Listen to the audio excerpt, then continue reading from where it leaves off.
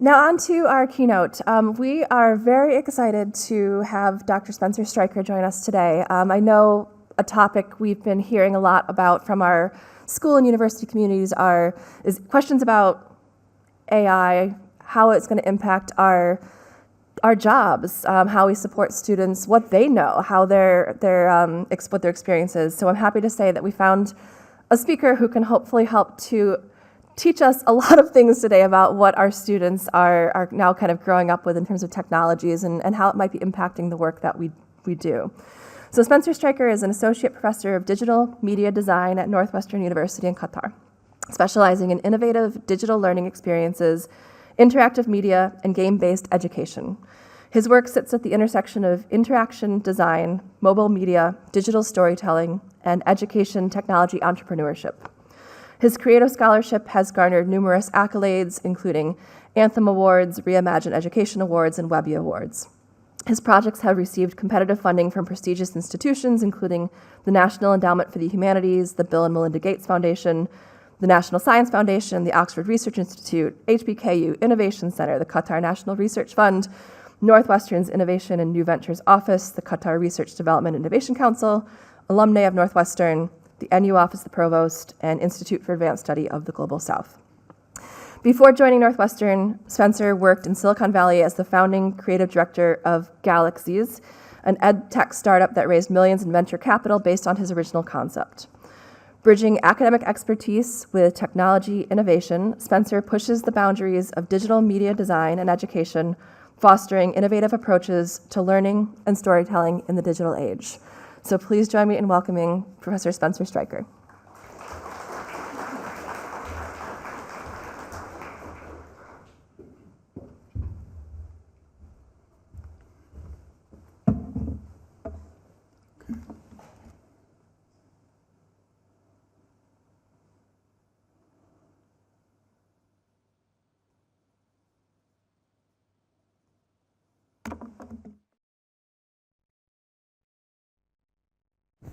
Test. Working?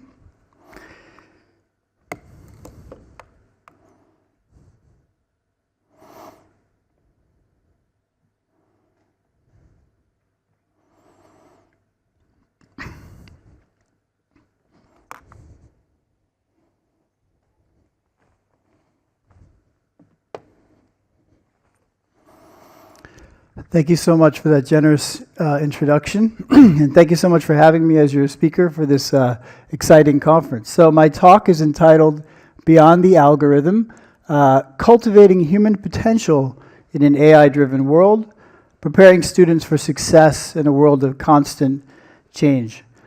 Yes, I'll try to fold in my expertise in AI for creative media, the sort of vanguard of design and media education, and then try to fold that into admissions. I'll admit that I'm not an expert in admissions, but I've done my homework to try, and then try to apply what I know to the admissions field.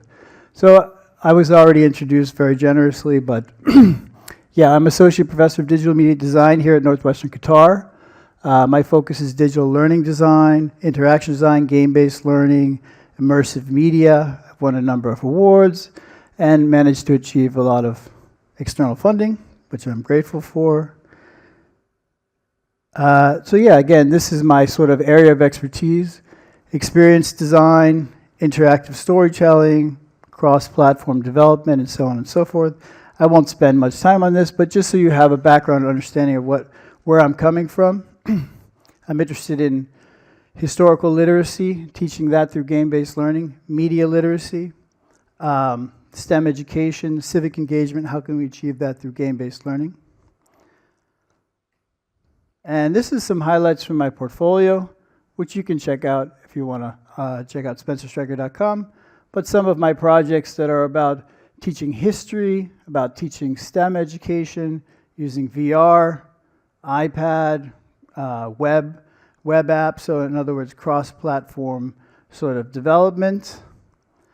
One of my more recent projects is called Plague of Athens VR. We just won an award at the Reimagining Education Awards in London. You may know of that conference, for immersive learning.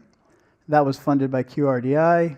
And our game Chaos Corp, which is a game-based learning, well, essentially it's a mobile app where you role play running a troll farm, and in the process, students will ideally become familiar with all the different types of disinformation attacks that occur and level up their media literacy in this kind of simulation. This game will launch at the Qatar Web Summit on Monday. So we've been building that for 2 years. So again, this is sort of my thing, is kind of how can you ignite curiosity? How can you enhance understanding using, again, digital storytelling, game-based learning, and various emerging technologies? All right, so AI eats the world. Have you heard of AI? Have you heard of ChatGPT? Have you heard of Midjourney? Anybody know what Midjourney is? Have you heard of Runway? Yep. Runway ML, you've heard of Runway. Have you heard of 11 Labs? Anyone? So 11 Labs is an AI synthetic voice creator, changer. And I'll introduce you, I'll do a broad overview and show you what the state of the art with these various tools looks like. But quickly, at a high level, generative AI is changing how we create, how we learn, how we work. What's this quote from, by the way? Yeah, 2001. What's the name of the computer? HAL, that's right. So HAL says, "I'm sorry, Dave, I'm afraid I can't do that." It's an example from 1969 of misaligned AI. You've heard of this concept? So in other words, AI that decides to make its own decisions that are not aligned with what humans want. That's known as misaligned AI, or the control problem of too smart AI losing control. So there are tons of opportunities and challenges that we are faced with. I mean, some of this stuff is obvious, but we're going to dig into, I think, hopefully some of the nitty-gritty and details. But I think what's coming into focus is the human value add. As these technologies get smarter and smarter, we have to ask ourselves, what is it that humans do that's the most special thing that we do? And that's going to be a theme of this talk, and I'll come back to that. Okay, so bringing this back to admissions. AI is the ultimate advisor. So I'm going to try to show you some examples of how AI can fold into the admissions process as a way of first I'll show you the tool set, and then I'll show you how it could actually fold into the admissions process. But on the positive side, AI could be the ultimate advisor. Imagine every student having access to expert level college admissions 24/7. That's something that I think is already possible. I think that, you know what an LLM is? What does that stand for? Large language model. So ChatGPT is a large language model. Can you name another LLM? Okay, Copilot. Can you name another one? Competitor. What's Google's LLM called? Gemini. Anthropic has one. What's it called? You heard of Claude? So Claude, Gemini, ChatGPT from OpenAI, and everyone's favorite person, Elon Musk, has one too. Do you know what that's called? Grok. So there's actually a competitive field, but OpenAI's ChatGPT has achieved such a lead so fast that they've become synonymous with being an LLM, the same way Google is synonymous with search. But actually, if you unpack it, they are just one of many LLMs competing in the space. But LLMs are very, very promising, I think, for this kind of concept of personalization, personalized support. So how can AI tools fold into the admissions process to help students? Well, university selection, right? In other words, you can ask the LLM to sort of recommend you schools based on your profile. I'll show you how LLMs really work better. The more relevant the data is that you give it, the more information that you give it, that's relevant to your search, relevant about you, the better and more refined that its questions get, or its answers get, which I think is really the same thing as working with any advisor. If you first meet with an advisor and they don't know anything about you, the initial feedback they'll give you is generic. But as you talk and talk and talk, then the feedback will get more and more specific.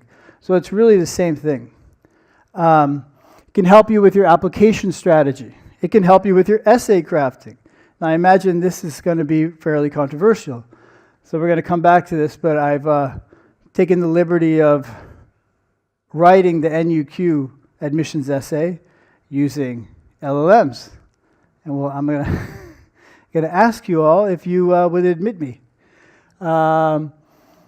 Extracurricular guidance, as we talked about, financial aid help, and interview prep can be very, very good for that. In other words, mock interviews, trying to anticipate difficult questions, thinking through thorny questions. LLMs can be great for that as well. So we get into this concept of the ethical tightrope, AI in admissions. At what point is it cheating? At what point is it enhancement or augmentation, right? Because we already know that right now someone can hire, right, someone to help them with the admissions process. That's not against the rules. You can get help on your essay, right? Is that against the rules? It's not against the rules to get help from your family or from a professional. But is it against the rules to have someone else write it for you? Right, so there's always the gray area, the ethical gray area already exists, but it's going to be magnified and put in focus, I think, by the use of LLMs in this process. I would argue actually that it does level the playing field to some extent, because if you think about it, historically, to get access to these kind of these sort of custom admissions counselors and experts, that's very expensive. But all of a sudden, LLMs can do that at a high level for virtually no cost. So that has to be democratizing. The only thing that is required is AI literacy, expertise in how to use the model. And that's actually free. You can actually learn that online and through trial and error. Okay, so other themes include transparency and disclosure. Should students have to disclose if they've used AI? I apply for a lot of grants, as was alluded to earlier. Already on the NEH website, they want you to disclose if you've used AI. And of course, that's thorny because you don't know, does that disqualify you or not? And of course, how much AI? Did I use AI to help me refine my research area, my question, or have I defaulted to letting ChatGPT o3 mini high model write the whole thing? That's a big difference, but that's where we're at right now. So we could also apply that same question to admissions. And so what is the role of counselors in this new world? So do you consider it cheating if a student uses generative AI on their application? So I'm going to see if I can, in real time here, get my poll going. And I'm going to ask you guys to use the poll here. Let's see. So you can, assuming this works, you can answer this poll using your mobile phone.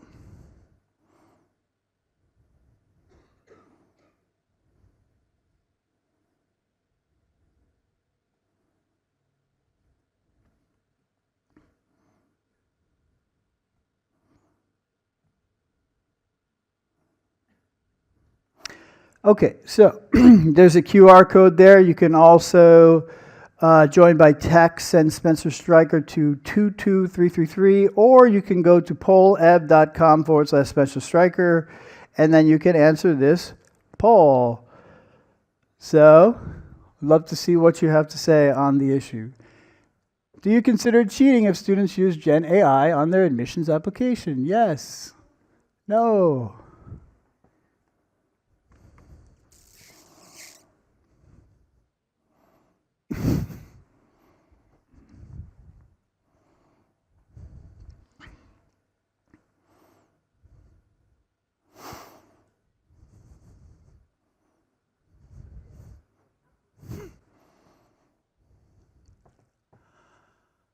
Okay, that's a pretty heated, pretty tight race there.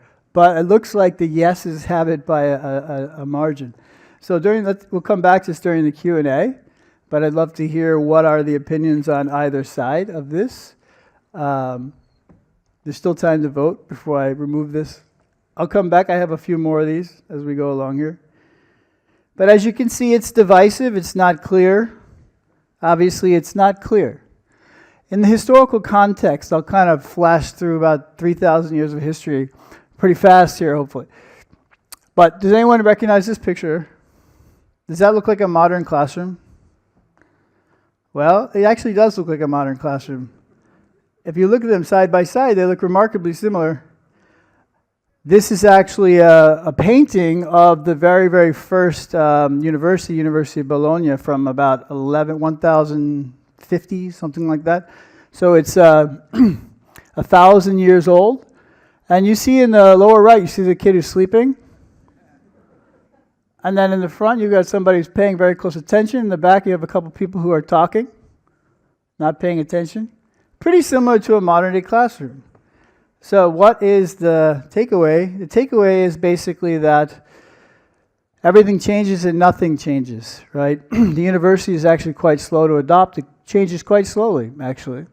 Another concept that is not changing is that of techno-skepticism. So there's a work by Plato called The Phaedrus, and in this piece, I would consider it the first example of a techno-Luddite.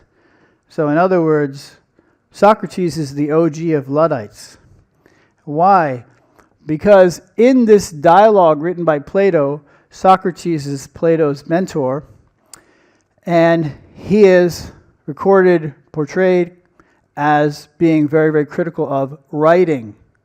Writing he considers a newfangled technology, something we take for granted. But he's famous for his Socratic dialogues, for the power of oral rhetoric, argumentation. The only reason we know his opinions about writing is why? Because Plato wrote it down. If he hadn't written it down, we would have no idea what Socrates thought about writing. So that's quite ironic. But this theme of techno-skepticism is not new, or shall we say panic over technology in the classroom. Educators were paranoid about erasers in the early 20th century. They obviously calculators in the 1970s. That was the beginning of this theme of show your work, right? Does anybody remember when Wikipedia came out? Do you remember the panic around Wikipedia? People were worried that students were now going to just go to Wikipedia instead of doing the research, and that it's full of errors and poor information. They were just going to copy-paste it. Did they do that? Yes. But they also did a lot of really, really good work with Wikipedia. So the outcome was a mixed outcome, but you could argue Wikipedia is one of the best things that ever happened to the internet. It's an incredible resource. But there was good and bad. And then Google.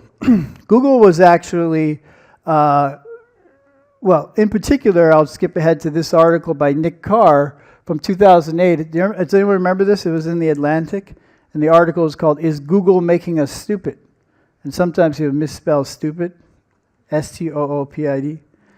The argument of that was that this quick access to information, this constant shifting of our attention is sort of destroying our ability for long-form attention, long-form reading. Does anyone think that that happened as a result of Google? Yeah, it did. But did that make us stupid? That's the larger question, the more important question. And you could argue that it didn't make us stupid. It changed the way we use our attention. Anyway, again, more on the history of technology and education. These are some old pictures of kind of the first education technology. Screens in the classroom. This is actually a geography lesson in a plane. And then the radio in the classroom and so on and so forth. But in other words, so this is not a new thing. That's the kind of larger point I'm making here. There's a legacy of technology and education that AI belongs to, although AI is in some ways like the most intense and fastest kind of thing that we've seen. There's a kind of acceleration, you would argue. So this is a print ad from 1977. Apple was brilliant about putting apples into the classroom. So they actually donated lots of Apple computers to the classroom, and that really helped seed to, obviously now when you look in my classroom, all my students are using a Mac, right? That starts back with this genius move in the 70s. What does 31,000 hours stand for? Anyone know? It's part of the print campaign. It's actually a calculation of how many hours kids spend in school from kindergarten through high school. I didn't know that either. I had to. ChatGPT told me that. So let's have a look at this interview with Steve Jobs from the 1970s. I remember reading an article when I was about 12 years old, I think it might have been in Scientific American, where they measured the efficiency of locomotion for all these species on planet Earth. How many kilocalories did they expend to get from point A to point B? And the condor one came in at the top of the list, surpassed everything else, and humans came in about a third of the way down the list, which was not such a great showing for the crown of creation. But somebody there had the imagination to test the efficiency of a human riding a bicycle.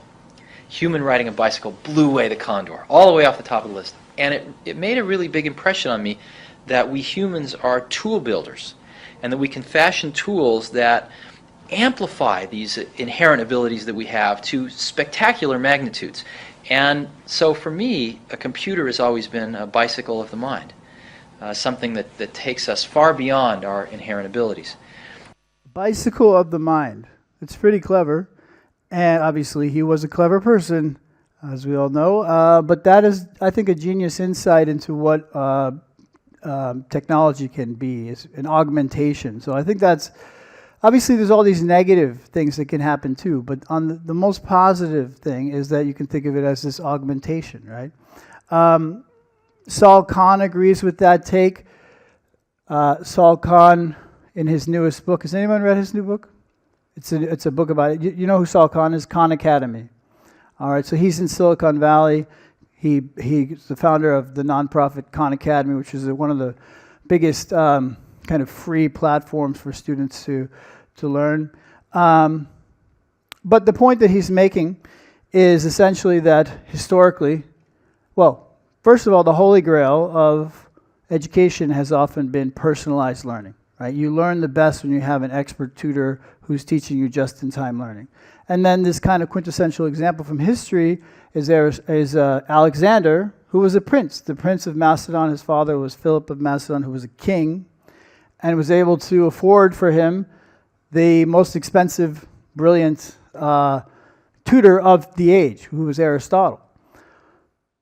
Saul Kahn's point, and I think it's very interesting, is that AI promises that every student can have that sort of privilege, right? At its best, we can imagine every student can have this kind of expert personalized tutor. So personalized learning pathways, AI-powered tutoring, and maximizing potential. All right, so now we'll get into a few demos here. And what I want to show you is essentially how powerful that these new AI tools are for creative production. The new superpower actually is creative direction and design constraints. The whole problem of media has actually flipped in the last 2 years. I've witnessed this happen. It's very weird. Historically, it's very, very difficult to get high quality art. It's very expensive. It's very slow. And now we have an opposite problem, which is that you have too much of it, actually. You get overwhelmed, and it's very difficult to make decisions around what to use, which is actually now a decision, a creative direction decision. There's also a problem of precision. So these are themes of, again, media and design education. This is kind of my wheelhouse, but you can see that there's all this interesting stuff going on about how that AI can mimic styles, how it can help with ideation, how that it can do portfolio critique, and so on and so forth. So it's kind of an infinite apprentice.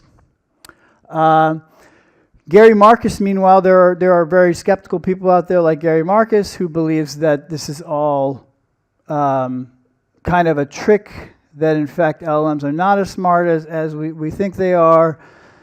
He's kind of a skeptic. I don't agree with that. I don't agree with that. I think that LLMs are incredibly smart, and we see that all the time. And I'll show you an example.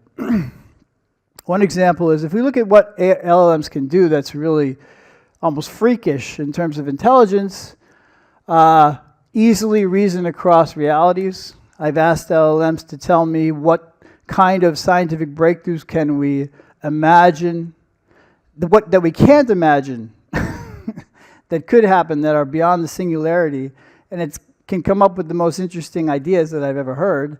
Can easily jump between disciplines, whether it's science or history, and back and forth. Can generate ideas for novels, for character design, for character backstory immediately. Explain anything, has instantaneous insight. There's actually no human in the world that can do all of that. And maybe you've seen that. You can feed a giant PDF to an LLM and it understands it in like 30 seconds, less, 5 seconds. So here's an example. Explain quantum computing to me at 3 different levels, that of a 5-year-old, high school senior, and expert in the field. So I will just copy paste that, and we're going to jump over to our LLMs. And as you can see here, we have Gemini, we have Claude, and we have ChatGPT. So for now, I'm just going to go ahead and open up Gemini. You can see Gemini has all these models under the hood. Google fell behind in the LLM race, but they're quickly catching up. They have enormous resources, as you know, and some of the best engineers in the world. So while they've gotten their butts kicked by OpenAI in the short term, I would not bet against them in the long term, and some of their newest models are incredibly smart. So I'm going to say, a good thing to say here is concise answer, because I don't want a novel here. I'm going to say 25 words or less. 25 words precisely, how about that? Okay.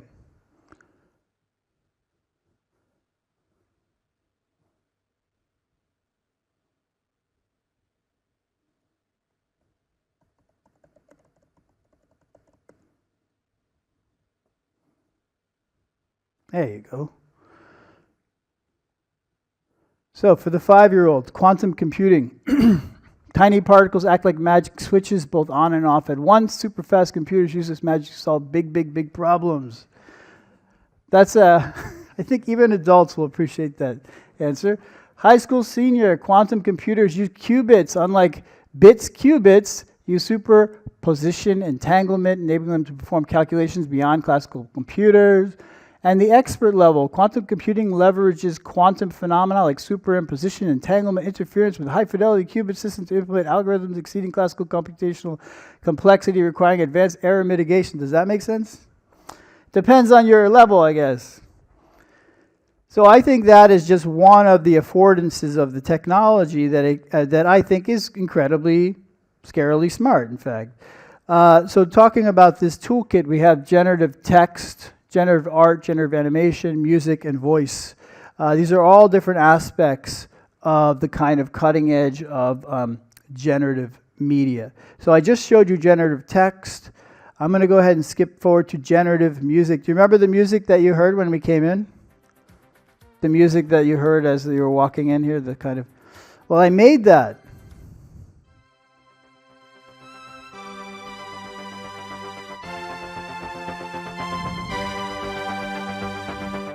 I made that using Udio.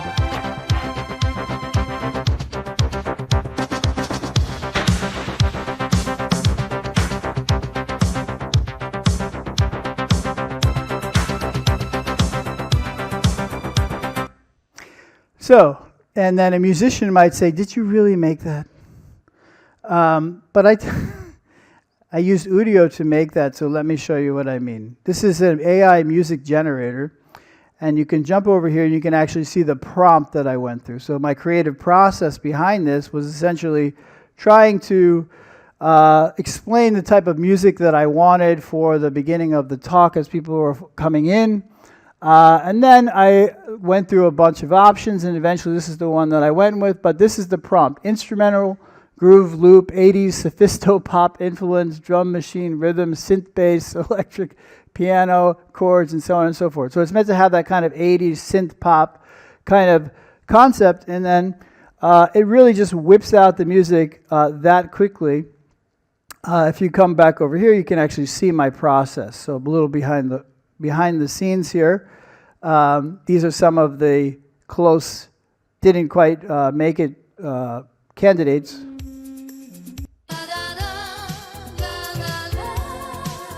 Did you like this one better? It was between this one and the one you heard. And there were a lot of other ones we went through. Some of them were quite bad.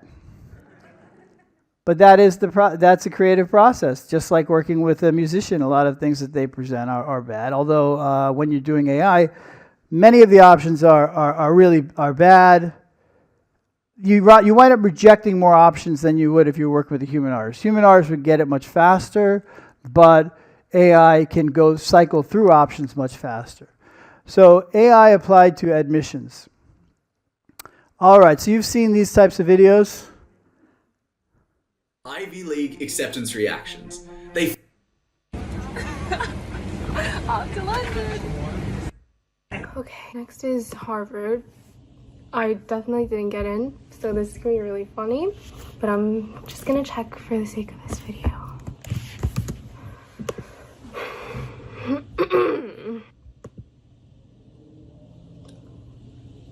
What?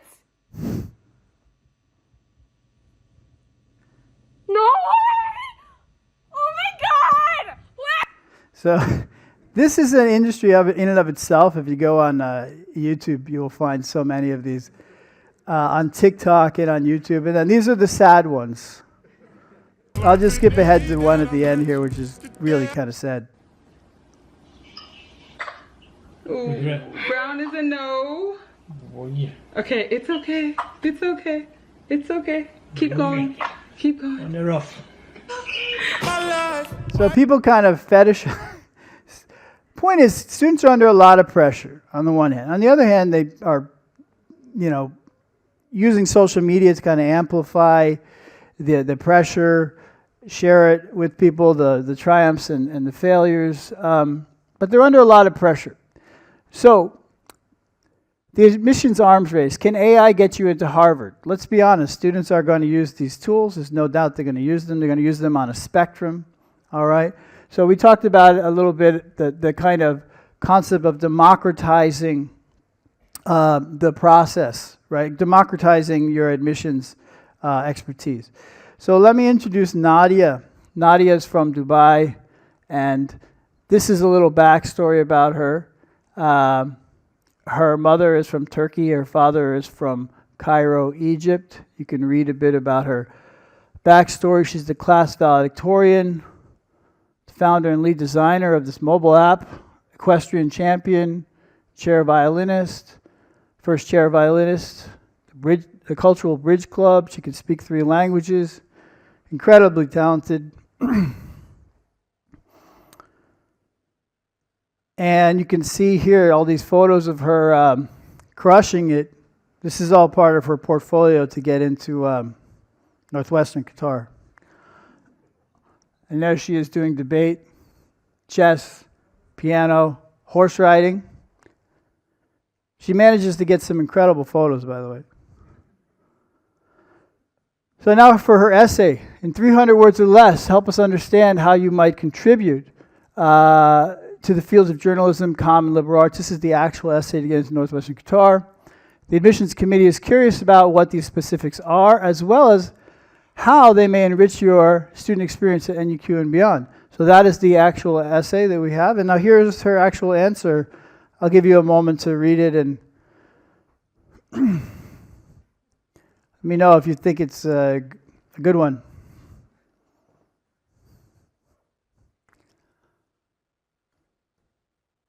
It's full of a lot of personal anecdotes, very heartfelt.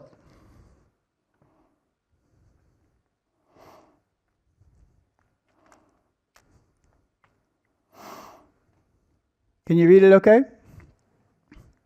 Okay, so here's my question to you. Would you admit Nadia to NUQ? Let's jump over to our poll.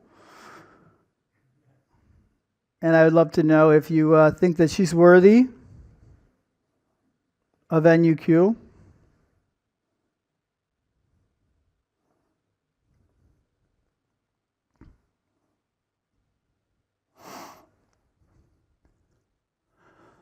So we have another heated debate here.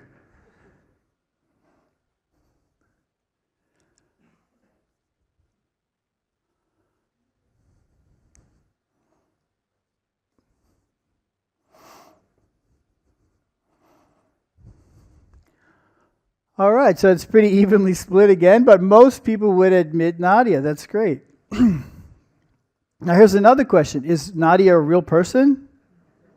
No. I made Nadia, actually, and I can show you in Midjourney my process behind the scenes a little bit. And there's a tool that's called character reference. But I can show you my process, in fact, of just trying to design her, and then eventually coming up with, I thought, the most compelling one that looks like the real person. And then from there, using that as a character reference, and then going through the process of trying to make her look like she's in all these different scenarios, running in the debate club, on the horse riding team, chess, and so on and so forth. So you can see how many of these are actually not working until eventually you get the ones that are working. Like, for example, some of the fingers here don't look so good, but then eventually one of the fingers does look good. And that's that process of a lot of saying no with AI and eventually saying yes and trying to force different angles and so on and so forth. I like this shot, except this one's a little creepy. But I like this. This shot, maybe. You get the idea. Except for some reason she has a unibrow here. Although I could fix that. So you get the idea. This is me applying all these AI tools to essentially the admissions process. And it didn't take me very long to do that. How did I come up with an essay that hopefully rings true? And that is actually just crunching successful essays. So feeding it essays that are really heartfelt and full of personal anecdotes and all that stuff. This is from Harvard. This is a collection of Harvard's successful essays. All of them are always these heartfelt personal anecdotes. Personally, I think they're quite cheesy and quite forced, actually. You can tell that they're really doing it's performative to me. It feels performative, like they know what Harvard wants, and so they're kind of giving it to them. So the future of university admissions, all right? So as we just talked about, the rise of the AI-generated portfolio is something to keep our eye on, not just essays, but how you can use it for art, for music, for code, for research. How can you tell the difference between real talent and what is being generated by AI? The concept of plagiarism and originality, right? So where is academic integrity in this new world of AI? And trying to have an open communication with students about this, right? Right now, most of my students are using, actually I would say all of them, are using ChatGPT. And they're all actually very nervous about that.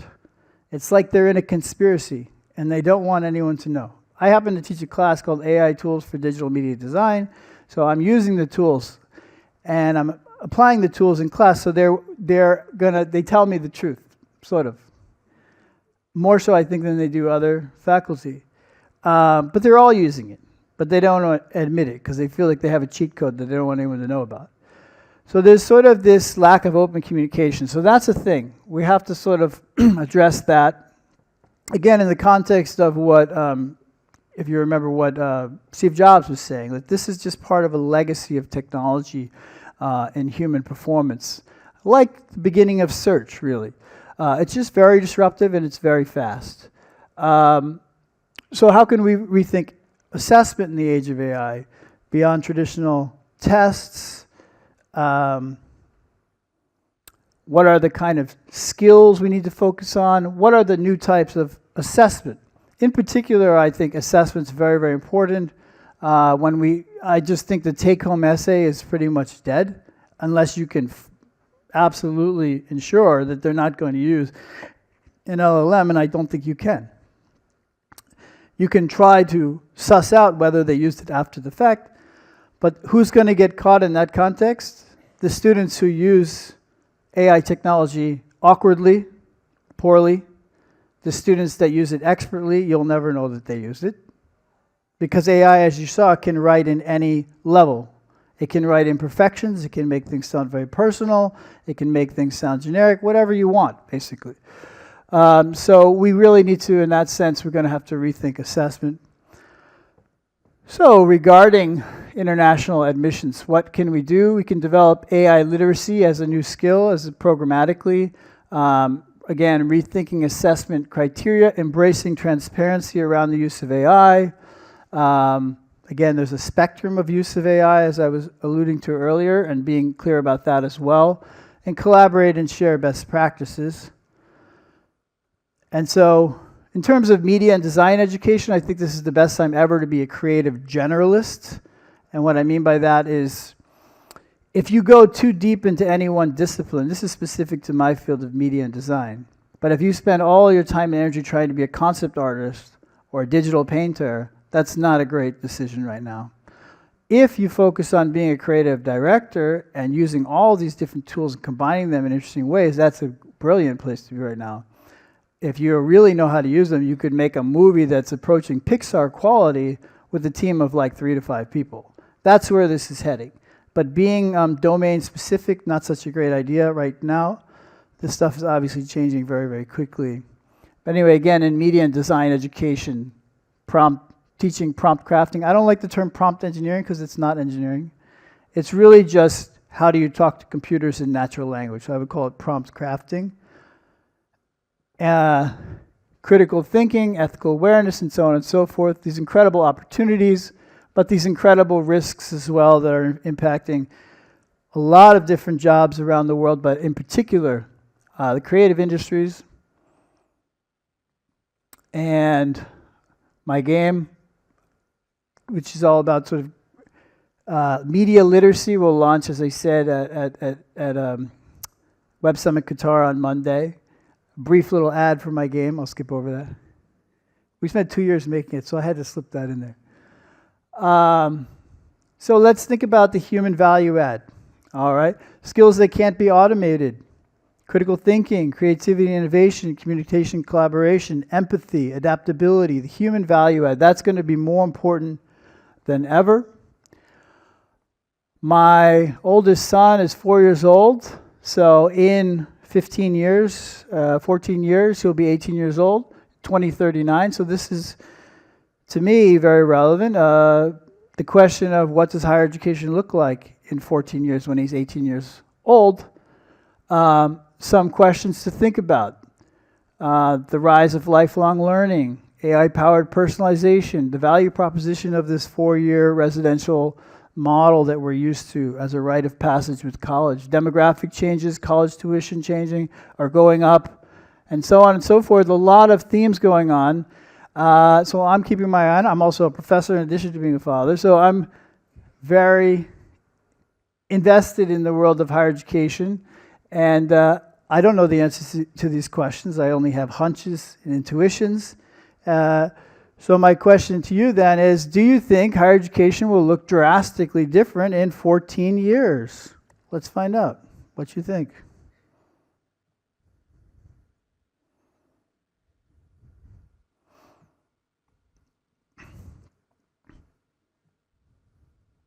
So in the year 2039, some people don't think it will change much.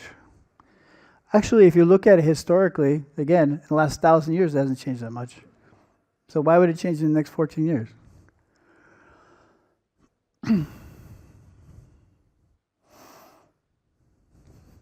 All right, so a slight edge to the will drastically change.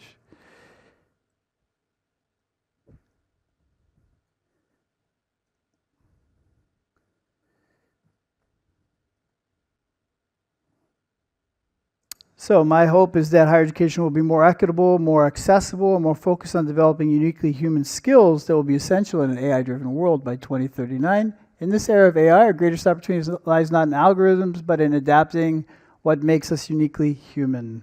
All right, thank you so much.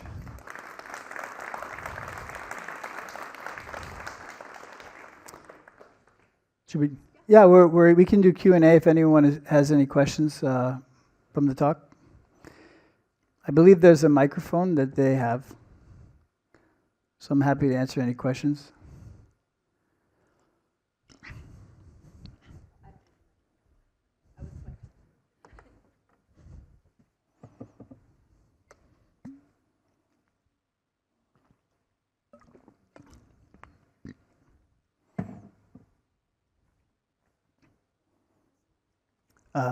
Question right here.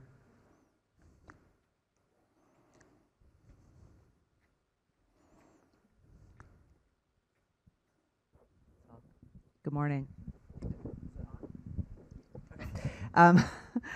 You sort of touched on this a little bit, and I don't know if I'll try to be concise. I'm not ChatGPT.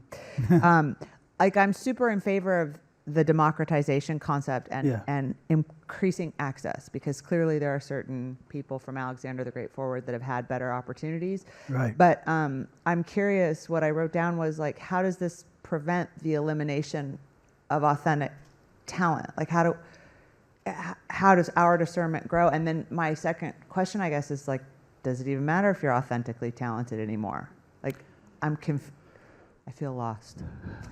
No, and I do too. Again, I think expertise is threatened. I think we're going to have to refocus the human quotient.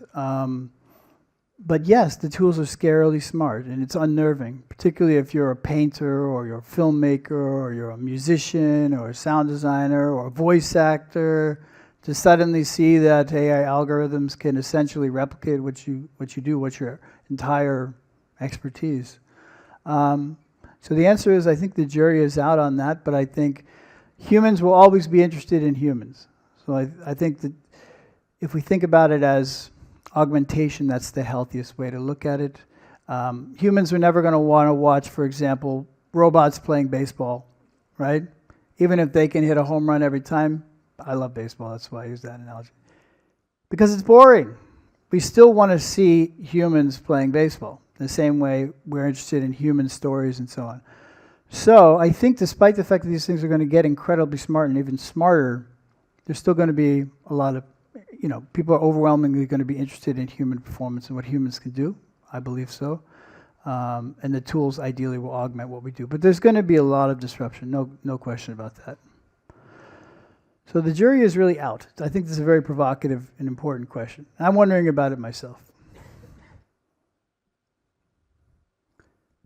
Hello, thank you for your talk. During it, you kind of used LLM and AI interchangeably, specifically when talking about text. Yeah. And I like using LLM because I think it gives a more clarity of what's actually behind under the hood. Yeah. But is that also true for visual and audio technology, or we should be using another type of term for that? Yeah, great question. Well, in image, generative image technology, which I showed you how I made Nadia and all those ridiculous pictures of her doing her extracurricular activities, that's called stable diffusion technology. That's the underlying technology behind these image generators. But then there's the whole suite of video generators. OpenAI has Sora, and Google has a new one that's called Veo 2, which they have kind of half released. And there's and China has some incredible models. Kling AI is one, Minimax. A lot of competition in that space. So the short answer is no. I think they all have a different kind of nomenclature, right? So music has its own kind of proprietary sort of algorithmic models behind the scenes, feeding it. They're all based on this idea of feeding tons of data, right? Most of the time without permission. And then training them based on tons and tons and tons of data. So for example, the music models are being fed endless amounts of music. And then the engineers are trying to find the patterns, and they're trying to use reinforcement learning to teach it what's good and what's not good, right, the models. So to answer your question, I think the short answer is they all should have different nomenclatures, whether it's voice, music, sound design, animation and video, image, which is known as stable diffusion, and then LLMs for text. So different kind of nomenclature, but at the same time, it's all based on this idea of feeding data and finding patterns. And I think that's what freaks people out the most, is that we've found that this kind of spark of true creativity, of genius, is really about patterns, about matching patterns in innovative and fascinating new ways, connecting two things to create a new thing, which we've long considered to be creative genius. And we're finding that algorithms can do that, because that's what it is. It's pattern matching and creating new things. So great question, yes. But again, not to freak everyone out, I still think the creative people, the creative generalists using these tools, leveraging them at the highest level, can now do the best work ever. Yeah, it's never been possible. Personally, I can now do the work of 5 people that would have taken 6 months and 5 professionals and tens of thousands of dollars. I can do that by myself in 6 weeks. I can do all of the pieces of the puzzle, the image, the motion design, the music, the sound design, the voice, and so on and so forth. I could show you examples of that. The teams are getting smaller, the impact is getting higher, but it's a crazy thing.